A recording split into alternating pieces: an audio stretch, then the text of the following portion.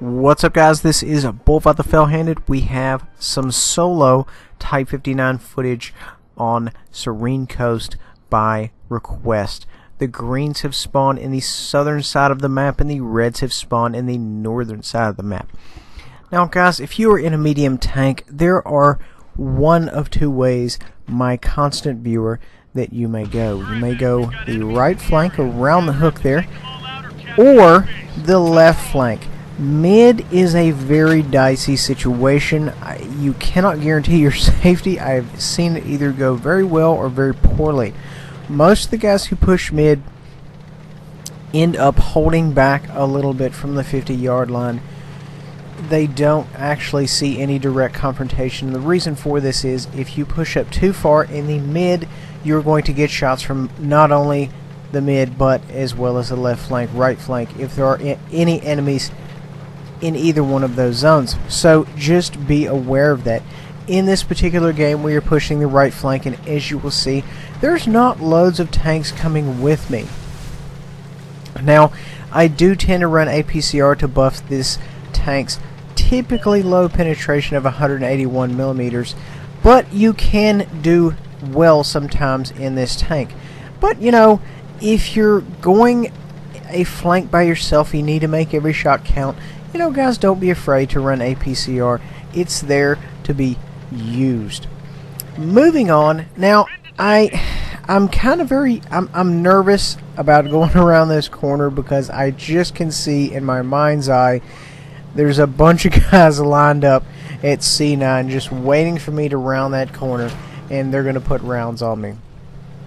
And of course, it ends up actually happening. They are actually posted up exactly where I thought they would be. And you know, guys, a large portion of good tanking is knowing what the enemy is going to do, knowing where they will be. And that's more or less what I have done. I predicted where a good firing line would be, and that's exactly where they are, and we're kind of defending against that. We are very strong hull down right here, and we're getting some good shots in while not receiving very many. Granted, we are taking rounds, we're just not getting penetrated. We're being very lucky. And you know, we're always on the move. We're not trying to make anything easy. The only time we really stop is to really, you know, scope in a very, very good shot. And you know, we took one right there that was most likely in the left-hand side of the tank. And if you're in a position like this, guys, make sure to expose the left-hand side of your tank, not the right-hand side, because the right-hand side holds everything that is near and dear to the operation of this tank, i.e. gas tank, engine, commander, massive ammo rack down the side of the tank. So just be very, very aware of that. And the reason that he ended up getting that shot in the side of my tank is I had to pull up too far in order to hit him, and I did not properly have enough cover. So a shot just kind of raced over our head. They were shooting at someone else. We went ahead and do a quick auto lock there, and you know, he's not very concerned with us. We are putting some rounds on him. I'm trying to get the hull squared up here so I can do a proper face hug. This gentleman has no earthly idea where to pin this tank. I'm keeping everything moving. You don't want to keep anything nice and still. I take a round in my gun again somehow, and I'm just keeping everything moving. He's trying to put some rounds on my weak spots, but I have a lot, you know, going on, and you're not really going to do a lot of missing at this range, so you can, you know, you're fairly safe to stay in constant motion.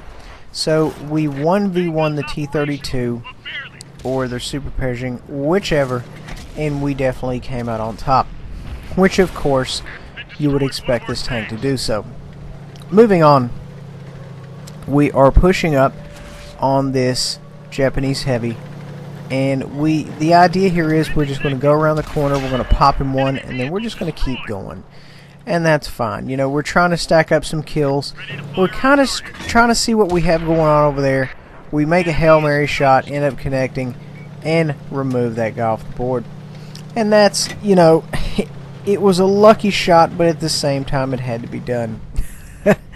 Moving on, I'm hitting this trench over here because this is kind of where I can get hull down the most. I decided to switch back to AP and then back to APCR for some reason. I wish I could tell you. J Panther 2 puts a shot in my side. I return fire and I am not in a very good location. He can pull up enough to where he can end up putting a round in me, and I don't really have a lot of room to continue backing down the hills, so that's kind of what I'm afraid of. I decided to go ahead and push him.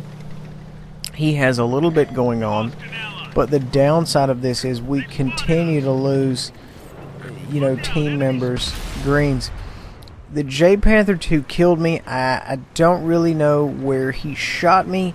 Probably in the weak spot of the turret. He probably ran an APCR, and that's fine. You know, it's gonna happen.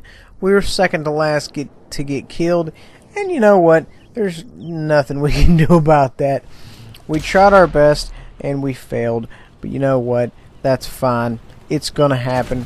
And the thing here, the theme here is, my constant viewers, is to never get disheartened even though you do your best and you still lose. It's going to happen. It's World of Tanks. You're going to lose games. You're going to win games. You're going to lose games that by all rights you as a person did fantastic and you should have won, and you're going to win games by all rights you should have lost. So just keep that in mind, that it's honestly anybody's game, and RNG trolls both sides equally. So we had a good game. We made 22,000 silver. We did 3552. We only blocked 405. I like to see a little bit more block damage than that. But you know what? You can't block loads of damage every single game. So we did well, and I am happy with that. Guys, please remember to like, subscribe, and share. We'll catch you guys next time.